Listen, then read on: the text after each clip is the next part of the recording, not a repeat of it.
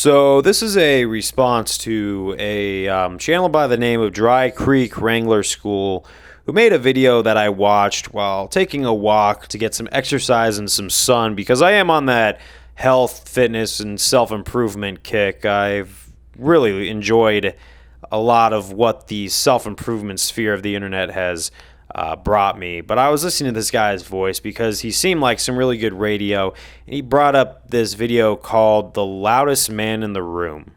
And I listened to it twice because I thought it was one of the smartest, most well put together pieces about the critique of the modern manosphere that is on YouTube and the rest of the internet nowadays.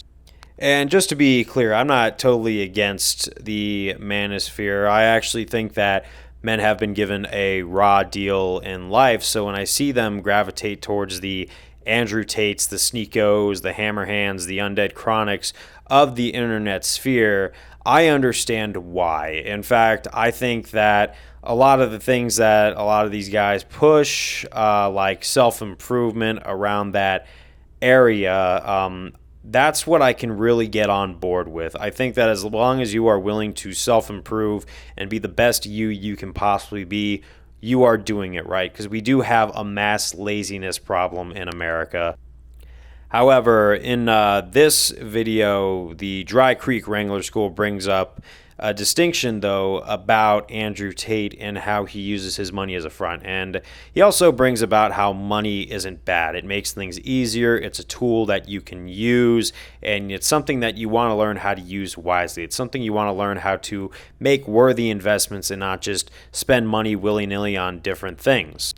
But he also talks about how the loudest man in the room is also the most insecure. And I'm not going to go around and say Andrew Tate or any of those guys are insecure. Well, not at least not Andrew Tate. I think Andrew Tate's probably one of the more tame of the manosphere as far as these influencers go.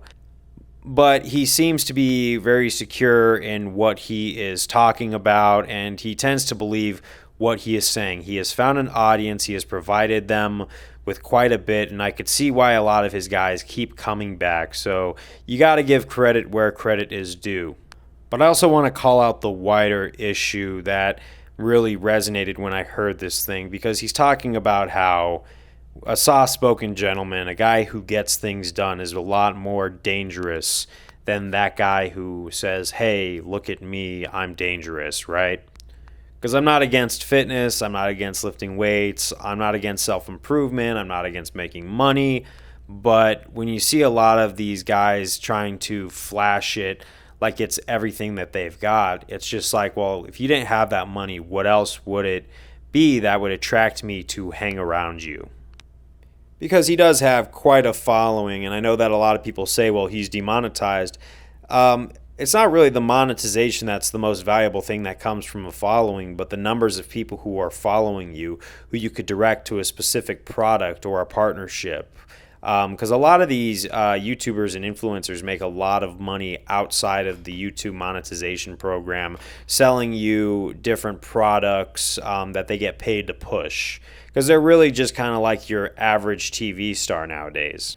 Speaking of which, please comment, like, subscribe to my channel, boost it, because honestly, if I get this channel big enough and it becomes a source of a following or income, I really would like to give back and maybe do some giveaways in the near future. But moving forward about the bigger issue, because there's a lot of what I call pseudo Andrew Tates or diet Andrew Tates, the Sneakos, the Aiden Rosses, and especially in the realm of like Sneeko, right, is probably a better way of talking about what this Dry Creek Wrangler School fellow was talking about. Because if we saw how Sneeko handled his rise in this red pill sphere, where a lot of what he was doing was threatening magazines of weapons to guys like Charlie, and he somehow also ducked Brennan Buckingham in a boxing match and picking his battle and going after and threatening certain people, having his chat feed him insults because he can't come up with any himself. I don't think that followers of guys like Andrew Tate like that are doing him any justice. Because as many followers as he has, and if you're a follower of his, I'm glad that you feel like you're represented now. I'm glad that you feel like you are a part of something now. But you got to remember, at the end of the day, you are not Andrew Tate. And the person in the room who has to flash everything probably has the emptiest personality. But a lot of these over hyper aggressive, trying to prove how alpha they are because they can do push ups and show magazines of weapons to people and flex and show how unhinged that society has made them. Those are the people that, typically get feared least. And as much as I empathize with, how they end up that way, you can't really be surprised when society calls you out on how you're acting out and making it everybody else's problem because of your inner turmoil. And it's pretty obvious based on just how some of his followers have reacted and gotten emotionally charged anytime you give fair criticism of Andrew Tate based on any sort of suspiciousness. Like if I were to say my opinion on how, yes, I agree with a lot of the statements he puts out there, but the amount of times he's been quote-unquote arrested or targeted by the quote-unquote Illuminati, you got to understand that guy does have a lot of money, and I can't really prove anything, but you don't know who he's paying to stage these things, if he even is, or what's going on. And the amount of emotional backlash you could get when you say these things to his followers kind of shows that it's not a good growth that he's giving to his followers in any way that's not financial. Because money in life tends to come and go depending on who you are. And a lot of the value comes in your skill set and your personality and how you're willing to go out and make things happen for yourself. Especially how you present yourself also. Because I do really agree with this guy in Dry Creek Wrangler School a lot, because I want to end this video with a bit of a story of how I once had a guy who I used to look up to, an older man, who I thought was at one point a mentor in my sphere of life. This guy had let politics consume him so much. He had let the way things used to be consume him to the point where he would say really insulting things to my face based on insults because this guy was hurting on the inside. He drove me away. He drove a lot of people away, and me and a lot of other people used to say, yeah, he's very unhinged. And although I got that guy out of my life, it hurt to see a guy so pressed on trying to prove a point that he made himself look like a fool to a lot of people. And you are responsible of how you make your point and how you represent your brand, because I want to give a thought process. I know that the people who oppose the traditional values of life aren't necessarily the most polite people, but they are gonna depend on you acting out and threatening them so they could point at you and say you're also a lunatic. So I don't want to give them that satisfaction. It's kind of like when you get an insult on your videos or anything like that on YouTube or any sort of these video platforms when you're trying to make content out there because you're trying to make something out of your life.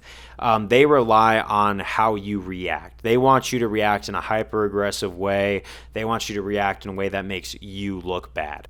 And especially with what men have been put through over the past few years, a lot of good, well-meaning men have been sold short, discounted, and I feel like they have been abandoned by society. So I'm not blaming them for following a lot of these talking heads like Sneeko and Fresh and Fit, who have honestly, in my opinion, earned their exits from the quote-unquote matrix, where YouTube now wants nothing to do with them because they push the envelope super hard, and to the point where they were forewarned multiple times. They were pulled away in some pretty nice ways and said, hey, don't do this, but they continued to be defiant and continued to push this.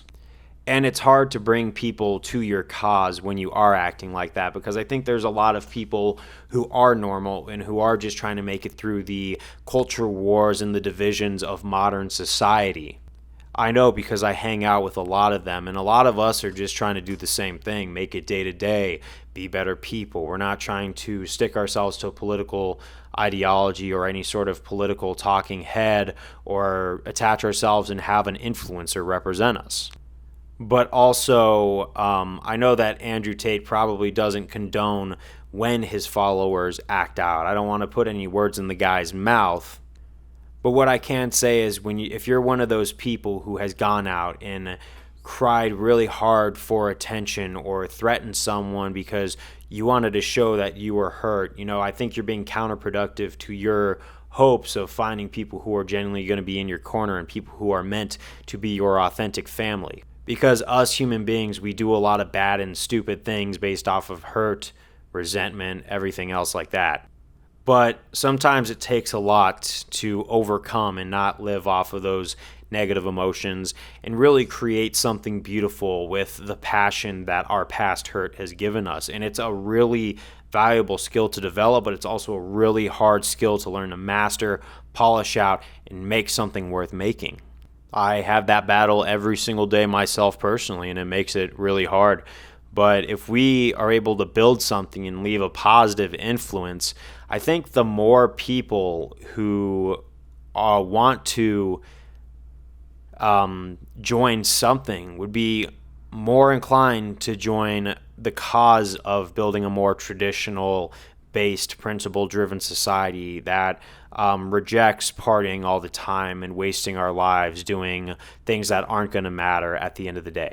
But I really think that you should also check out Dry Creek Wrangler School's full video. I'm going to leave that in the description so you could watch that, because this really sparked this video out today, and I've finally been able to put it into words. I've been thinking a lot of how I was going to present this, so if you're one of the people who clicked on this video and heard what I had to say, thank you guys very much.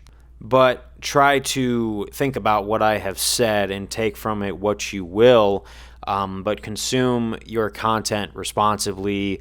Don't act out over it. Don't threaten people. Don't try and think that scaring people is going to be a good way to show someone that you are hurt. But also be the most secure person in the room. And have a nice day. Make something beautiful. I'll see you next time.